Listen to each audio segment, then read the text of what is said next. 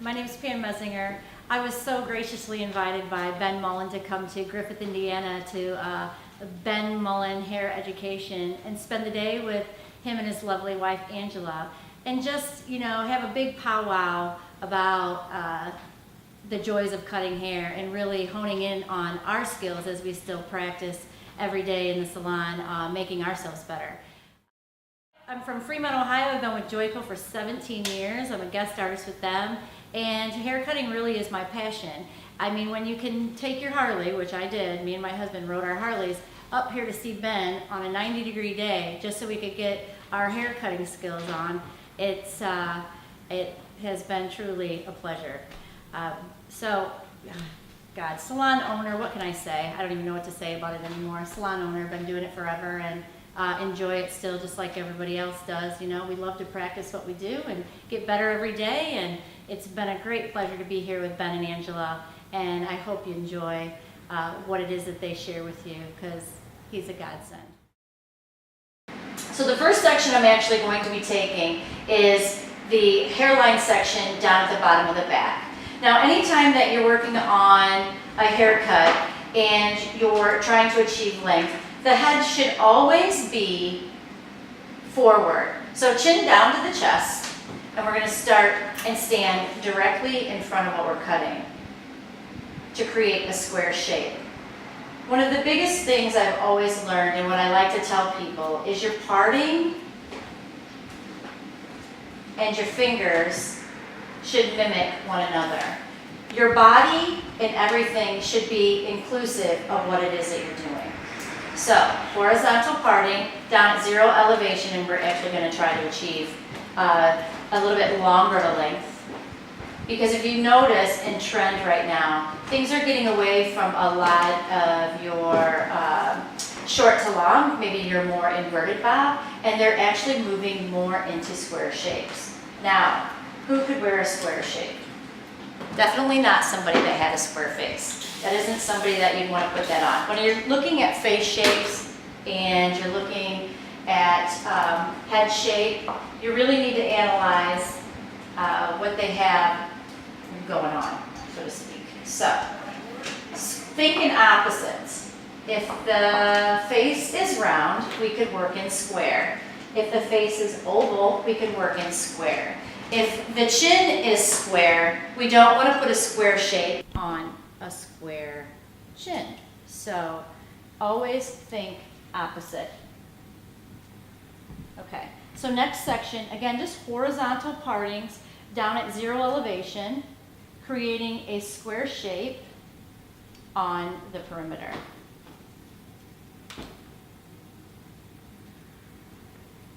Now, some of the things that you need to consider also is we all are going to have that one side that tends to be our weak side, because we have the side that we cut from the inside out, and we also have the side that we cut from the outside in.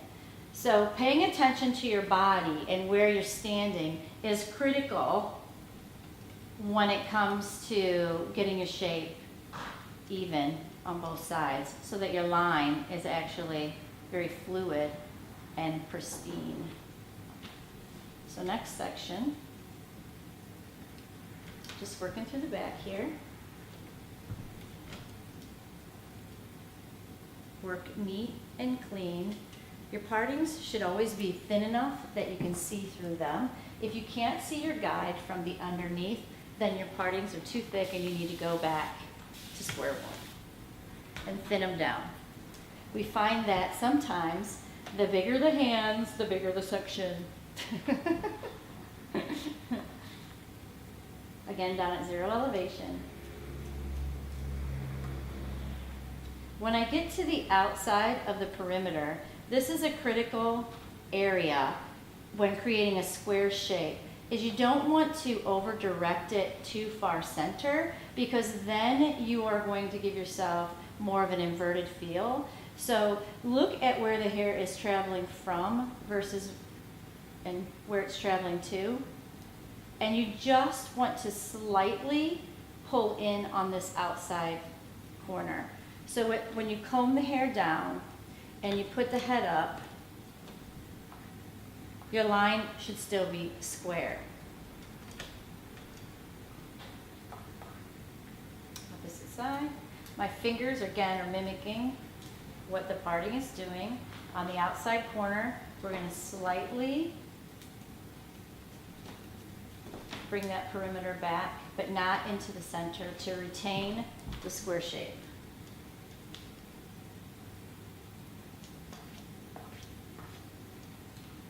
Move through this. Now you could work, as I'm doing, side to side, or you could actually complete one side and then move onto the other, but I would suggest anybody that has a problem with balance, that working side to side simultaneously is going to be the better of the two options.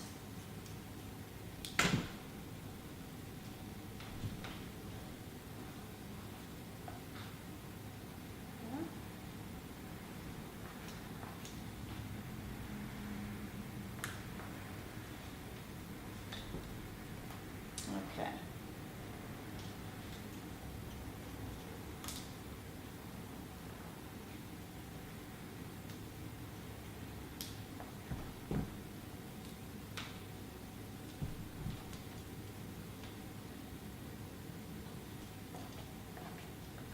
Now remember, as we're getting to our side section here, we do not want to be doing what you see there, as I have more of a diagonal section. The head should be coming up ever so slightly, and we don't want to start working on a diagonal.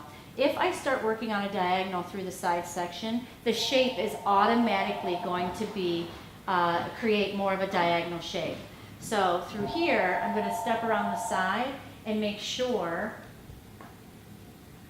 that if my parting is horizontal in the back, it needs to be horizontal through the side.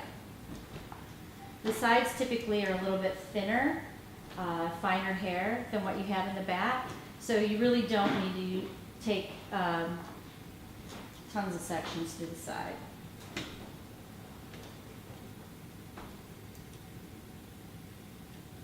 Put that out of the way. Make sure that you have nice, even moisture contact, and really pay attention to where you're working with where your client is placed in the chair. A lot of times people tend to want to work really, really low, and they're actually almost crouched down. Get the head up where it's actually at a good level for you to where you're working comfortably.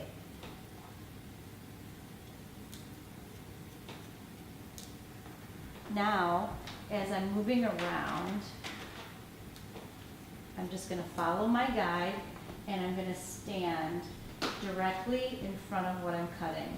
So typically I would be directly in front of it, but for camera's sake, I'm going to move off to the side. Make sure I'm looking at where the hair is being combed from and to. My fingers should mimic the parting. Square is square is square. I have one more section through the side. We'll go ahead and just drop the rest of this down.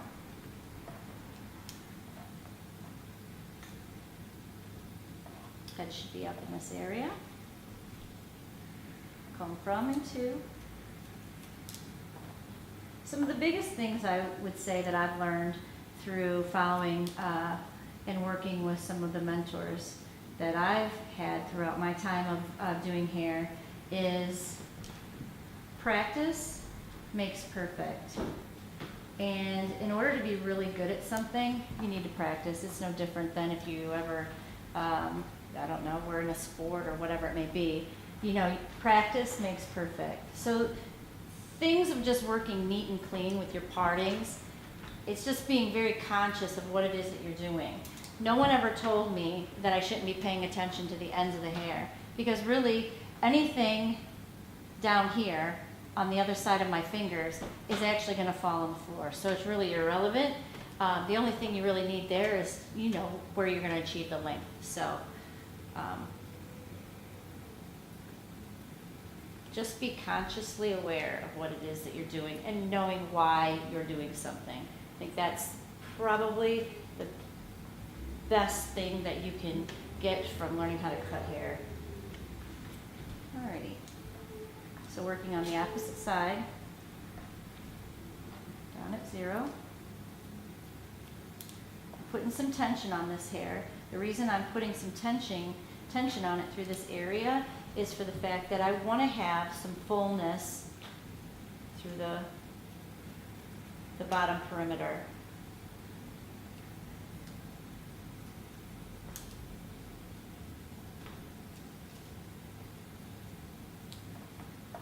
Last section. Again, remember, stand directly in front of what you're cutting. Move around with it. Get to the side. Make sure you know it's being combed from and where it's being combed to.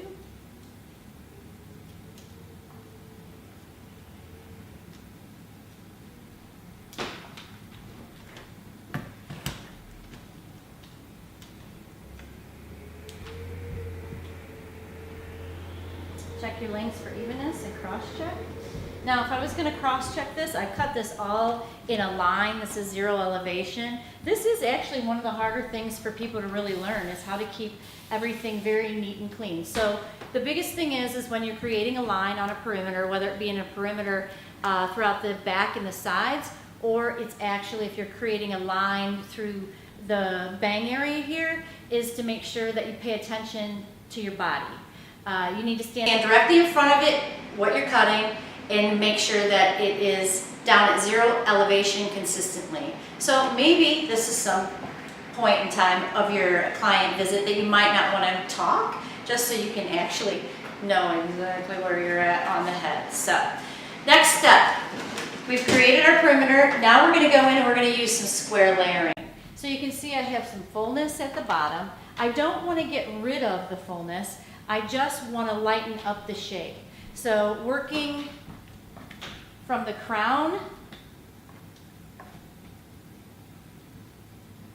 down, I'm going to use a palm-to-palm method.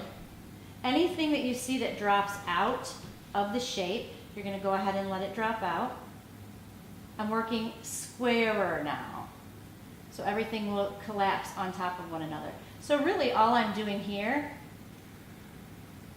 is taking off the corner. This is out at 90 degrees. And create your layer. Next section. Now if the hair is fine, I would use no over direction, or actually I would use over direction to maintain some more length. If the hair was very dense, coarse, maybe naturally curly, I would not use any type of over direction. Now, over-direction can be something that people take very literal and think that the only form of over-direction is taking everything to the center. You can over-direct things just as far as you really need to. Some hair textures need very little. Some hair textures can utilize more. So, really be aware of the type of hair you're working on. So if the hair is coarse and you want the hair to fall light, I would use no over direction. If the hair was medium, I might just over direct to the previous parting or every third parting. If the hair is fine and I need to maintain some density through the sides, then I may over direct every 4 or all the way back to center, all depending on the look that you're trying to achieve.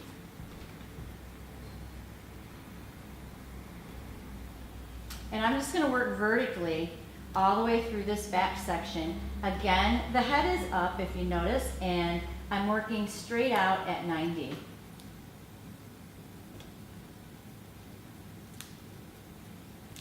With no over direction, I should be pivoting around the head with each section. Got to move with it.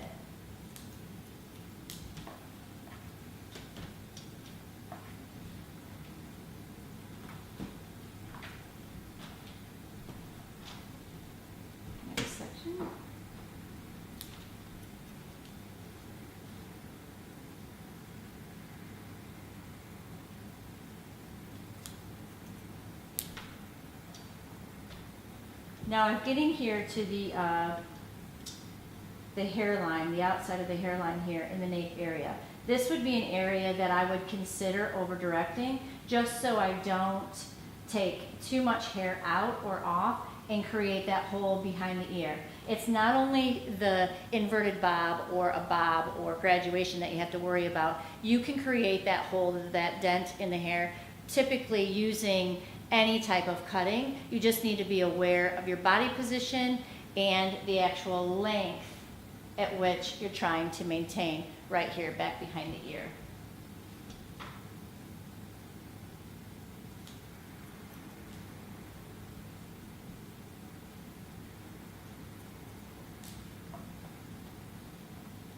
Okay, next section. Now this is where I've actually have the void in length, so I'm going to over direct this.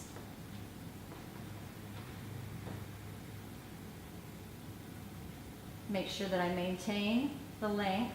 That's my length. Don't want to get into it. And over directing this to about 3 sections back.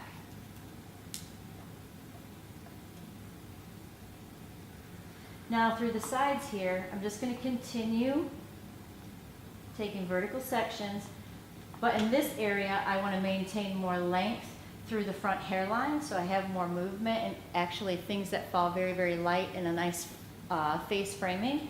So I'm actually going to over direct these areas back to behind the ear so that the layering through the sides is longer.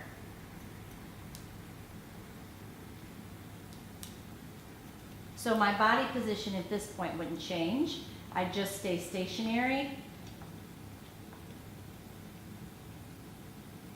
but it's still out at 90.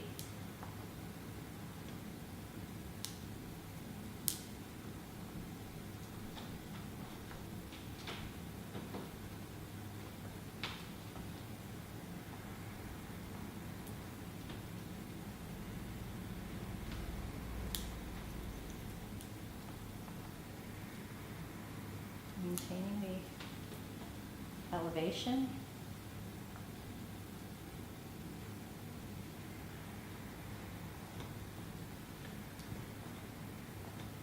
I always like to just have a nice focal point when it comes to over direction, and I take almost all of the section from behind and keep adding to it, just so I have a stronger guideline to follow, and that will just give me more precision in my cutting, and I'll have less cross-check work and less dry cutting, fine-tuning to do when I'm finished. Last section.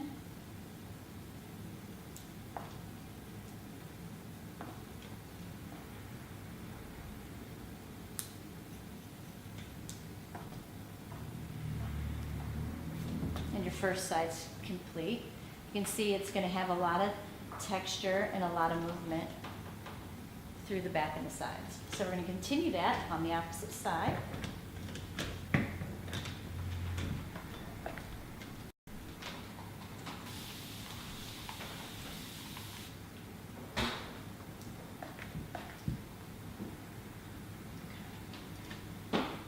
Now with this section, I'm going to actually change my body position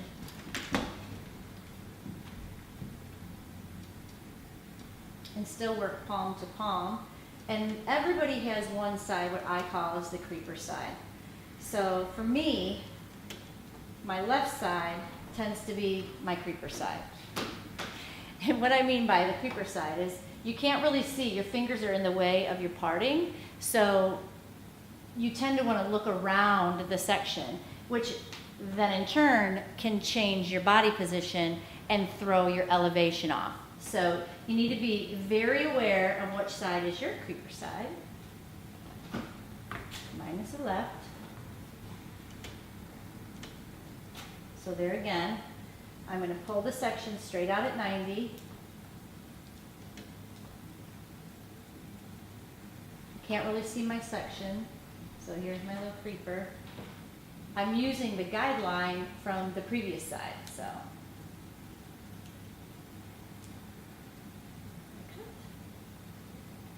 And remember, these sections will be pivotal With each section you do throughout the back, you'll stand directly in front of what you're cutting.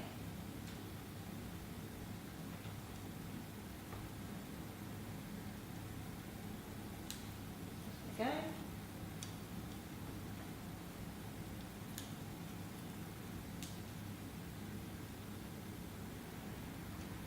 Next section.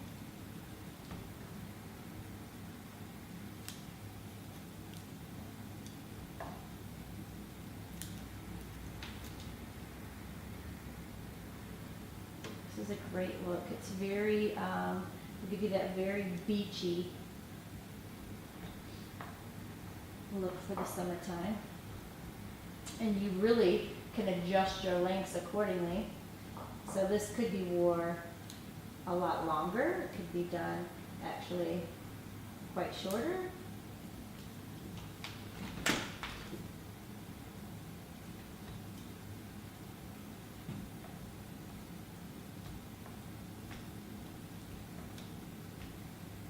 So for me, on the side that is the more difficult side, a lot of times we want to comb the hair on the top, and that tends to want to bring the hair, make you want to bring the hair naturally back and over direct.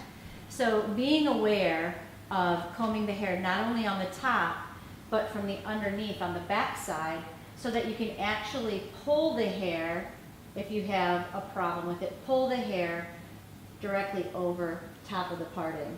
Because naturally, I'd want to, like I said, comb the hair on the top. But that would make me want to over direct it back. So by combing it both directions, top and on the underside, combing it back to the parting will ensure that I'm not over directing it. Little tip.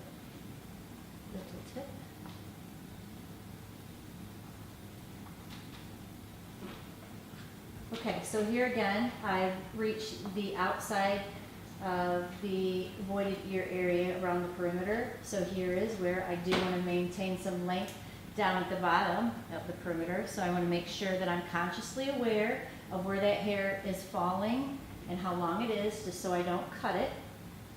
So in through here, I would definitely want to over direct, maintain my elevation straight out at 90, and maintain the length.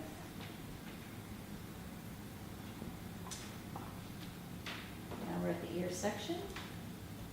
Here's where I'm going to section it out just behind the ear, and everything will be, there again, cut vertically out at 90, over directed past the ear.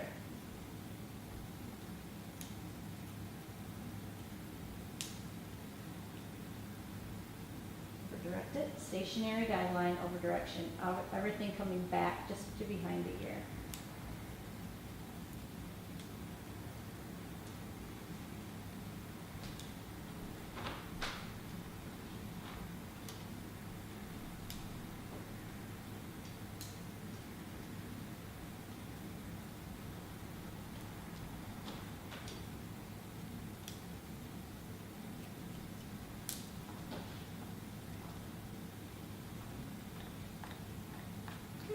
See that you've got nice movement on the layers, a nice square shape, which is going to collapse down on top of each other.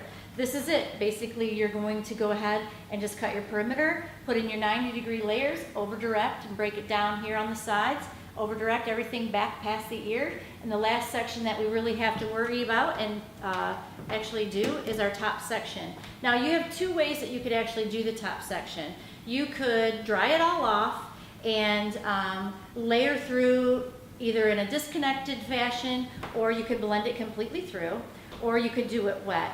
I'm going to go ahead and choose to do this area wet. I always like to leave the top section out last, and do it last, because it's these crown areas that people tend to find a little bit more on what to do with, and they tend to get a little bit difficult.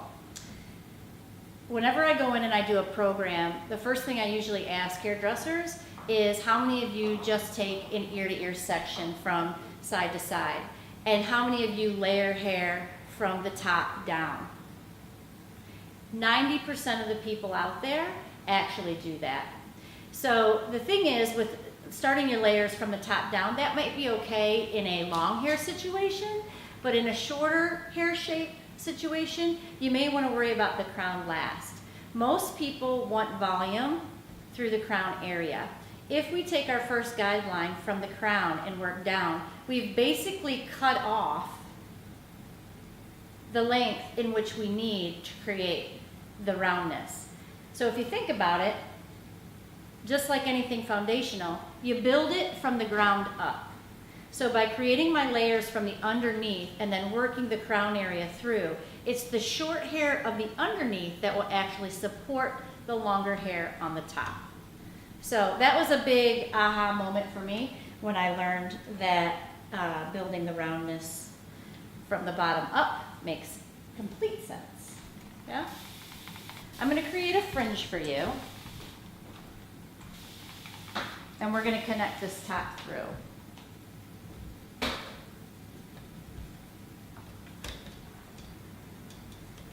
Now there's many of things that you can do to this area. So it's really about, designing it for the individual. Some people want to have a longer top. Some people a shorter top. I like to take this area out and cut it based on what my client's needs are, whether they like it short to long or whatever it may be. I like to do this area last. So what I'm going to do is we're going to start from the back of the crown and work to the front hairline. We will put a fringe to this, but I will do that at the end after I achieve the top length. So let's do this.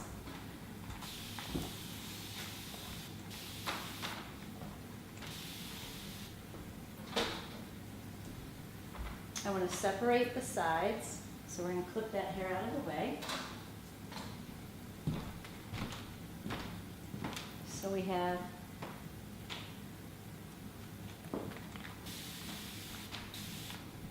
a clear vision of the areas in which we're working.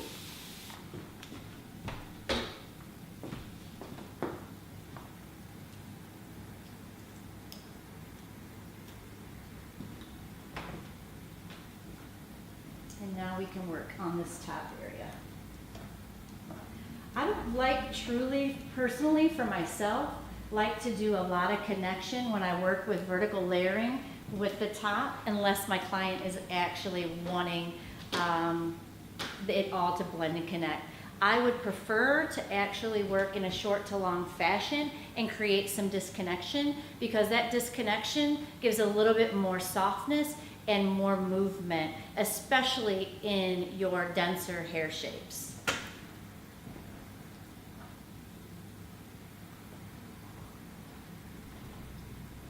It still has to maintain balance when you're working with disconnection, and that can throw a lot of people because they think that disconnection has to be extreme, and it really doesn't. It can be very subtle disconnection that just helps create a little bit more movement. Kind of take a guide from the back section here. And that is going to be where I start to cut this from short to long, starting off a center parting.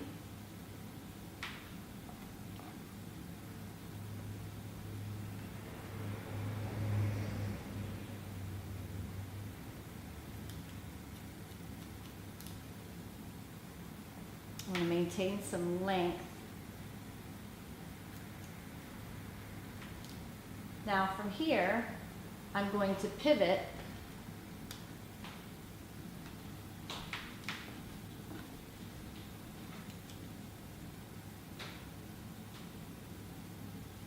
off of that center parting and just to work around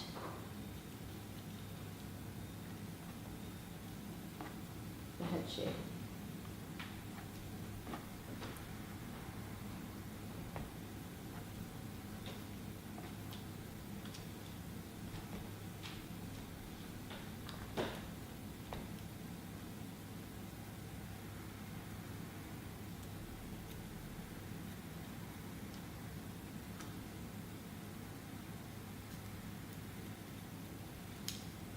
Now, if my hair was really fine, I could use some over direction through this top section and over direct everything maybe back to the center to maintain more length. But with the length that I had achieved through the side and the back layers, I'm actually holding everything up over the parting as to not get too much length on the outside so that it flows better into the sides, the top into the sides there. So.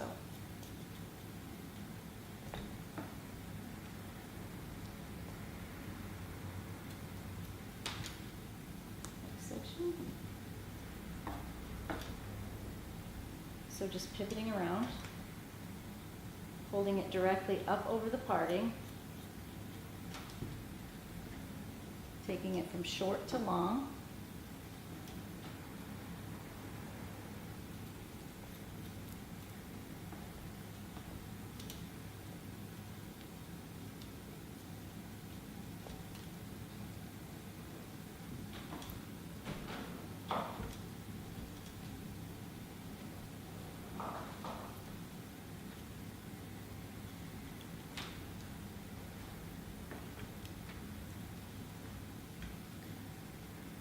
And you can see that I'm not using any type of point cutting. Everything is cut very precision and blunt. And because I'm actually using a 90-degree layer technique and working with some diagonal partings and elevating, things will fall very, very soft. So there really is no need for me at this point to use any type of point cutting. That would be something that I would do at the end if need be, to soften.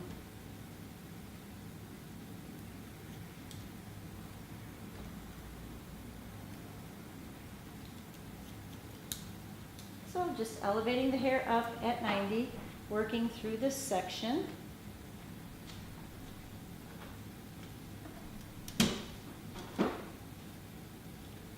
No over direction.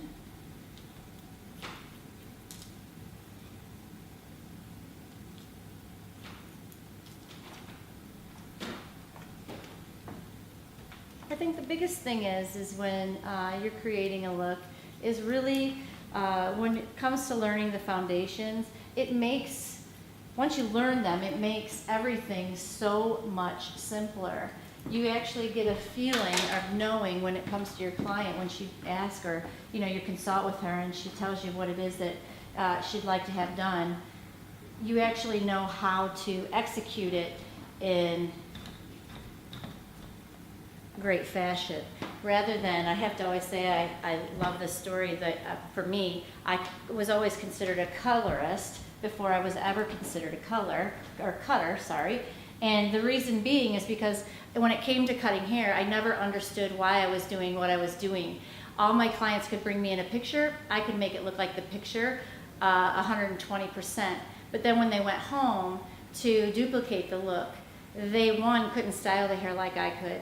And two, they, it didn't last. And the reason why the haircut wouldn't last, and in 4 weeks they were like, it grew out, I only got 2 weeks worth of wear out of it. And the reason it wouldn't last was the fact that, one, I would probably dry cut it, texturize it through, and the shape would just collapse. Or two, I didn't understand precision cutting, and I wasn't using my skills to my best ability. Meaning just keeping things simple and structured. So once I learned how to keep things simple and create structure within a hair shape, that's when my world had changed as a cutter.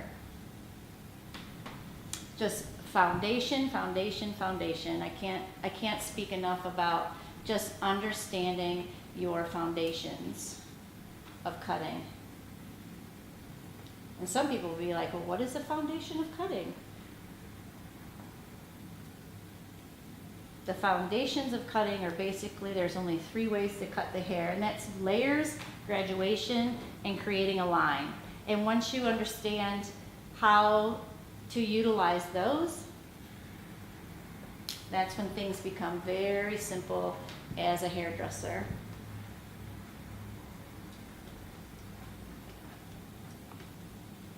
Okay, so I'm working on the opposite side here, still working on the interior, no over direction, just pivoting through this top section.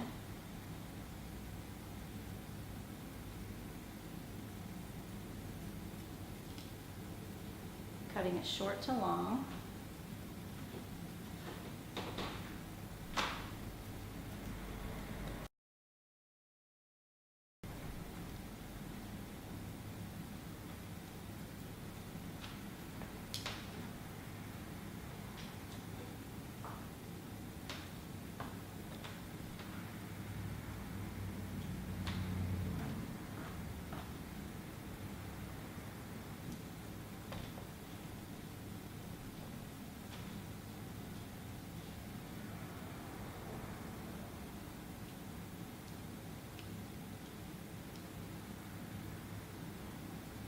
And really, with this haircut and the structure that it has in it, you can get really creative if you chose to do something a little bit different to it. You put in the foundation and then you break it apart, and that's what gives you more of that trend feel. There's a lot of things I could do to this hair after I get the top cut, you know, depending on what type of bang area do I want to achieve, or do I want to just cut a real sharp angled line around the side? Do I want to go back in and disconnect some underneath? That's where trend and inspiration come from.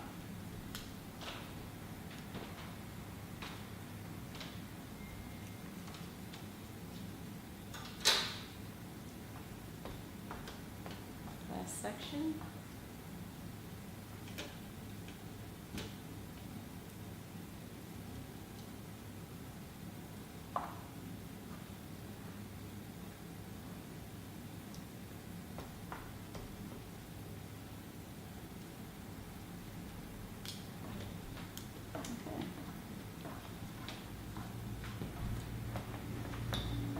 So if we take a look at what I've achieved thus far without the bangs, you can see that I've created just a nice square layer through the bottom and the back, creating a lot of movement, which is great for that beachy kind of wave look. I also have just a one length line down here at the bottom that I put just enough tension on to be able to give me some fullness through this bottom area, which is great for fine-haired people that have a tendency to, once you layer their hair, it gets too thin down here at the bottom. So this is a great technique for your fine-haired client. Worked all the way through the sides and then just went through the top. Now you can see I have a lot of length that I've maintained through this front section for my client. And now I would go back in and create her bang area.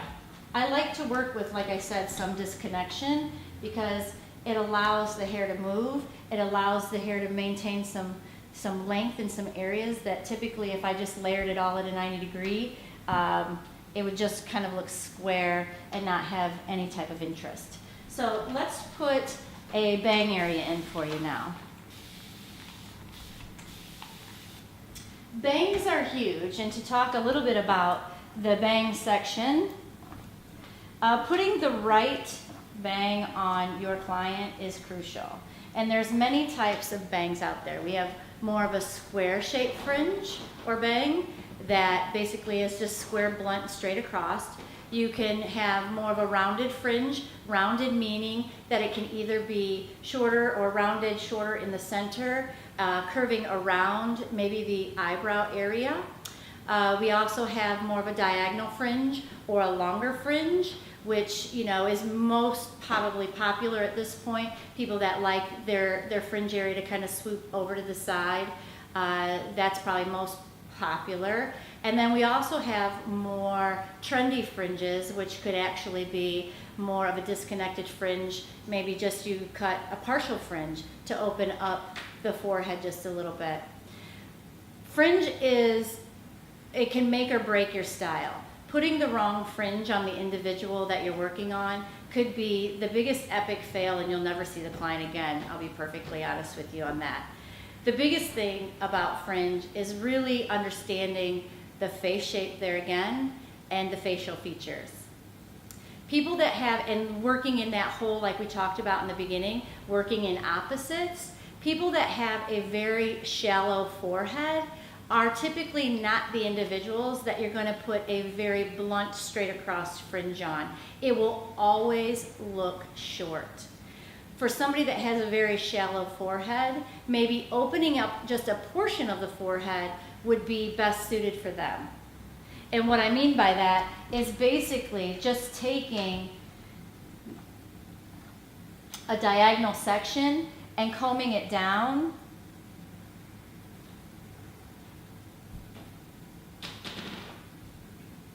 and just disconnecting an area right around the eyebrow, leaving the rest of the length.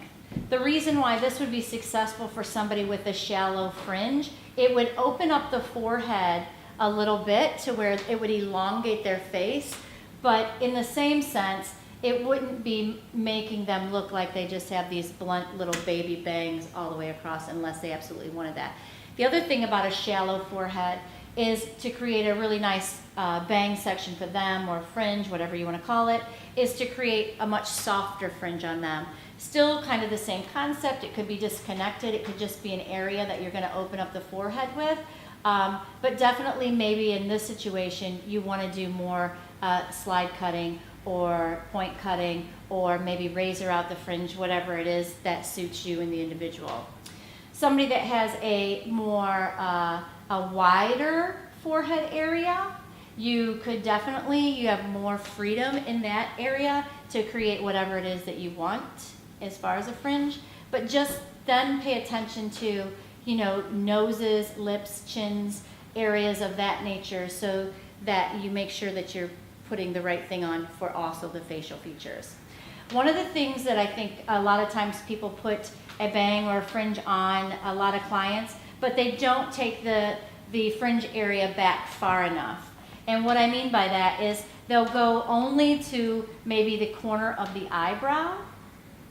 But if you think about somebody that has maybe a more narrower face and you're going to leave length on the face and you want to open it up and make it look more oval, what you would want to do with their fringe or bang area is you'd actually want to take it further back, so it actually almost to the hairline, so it opens up the face and the cheekbone area.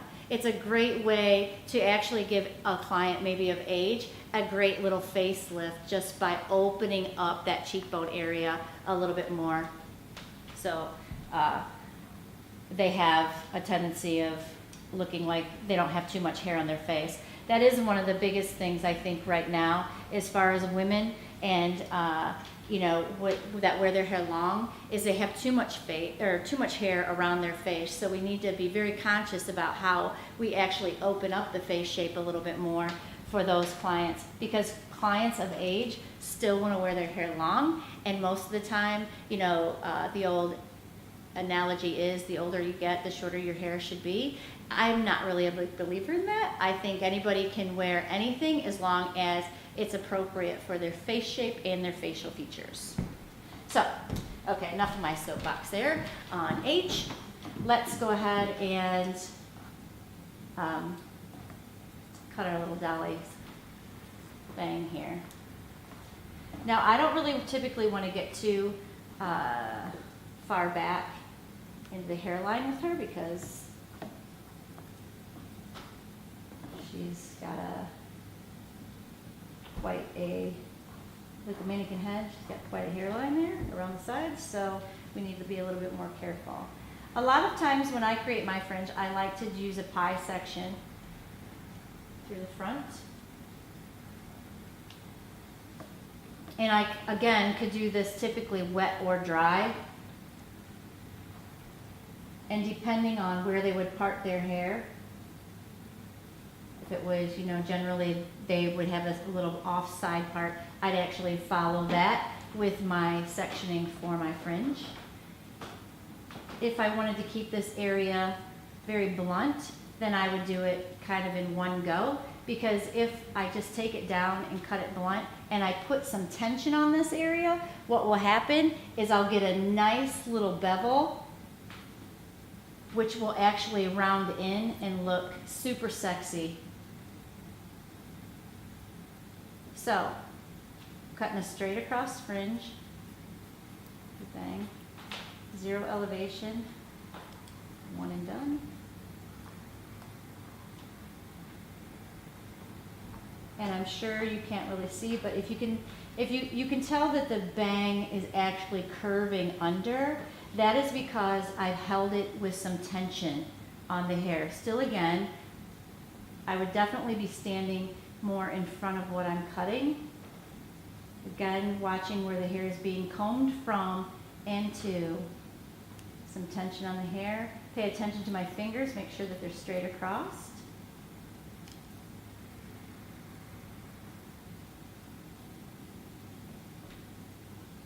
And work through this side here.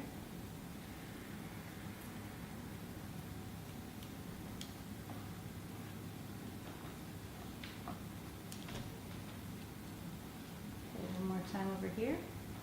Body position there again is huge.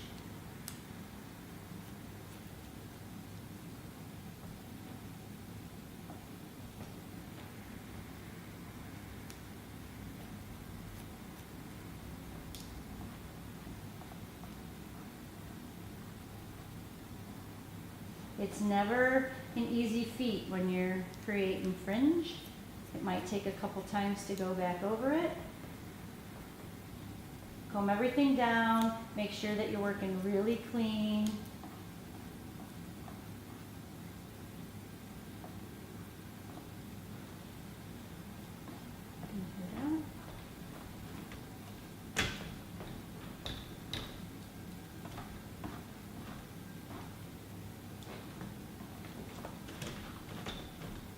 So there you go. Basically from here, what I would do is you go ahead and finish it off dry. Now if you notice, like through this area, you can see I have a lot of layering through the back and the underneath, and then through the sides as we get to the front hairline. Because of this top section that I took out and elevated up, you see that I have a lot of length right around here at the hairline.